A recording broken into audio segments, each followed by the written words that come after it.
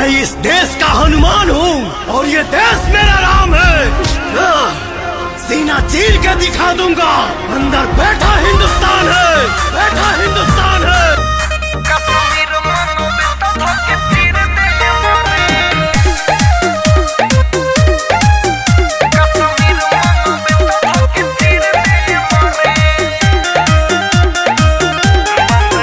बंधली हनी कफन सीधे कदे हम दफन, जदि तो कले भारत ओरी एको दुश्मन। बानी देश के रतन बाटे हमरे वतन, हम करेला धर केला हर धरकन। सिर के शोभा हवे भारत के ताज, चीन पाकिस्तान ढेर बन जनी बाज।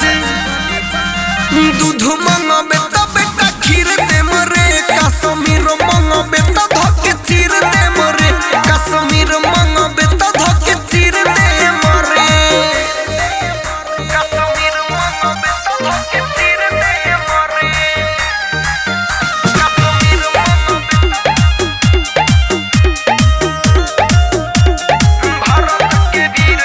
भारत के वीर बानी पावर फूल रे, भीड़ के करी है ना भूल रे। नया हमर खून नया जुनून रे, देहब मिटाई तोर कुल रे।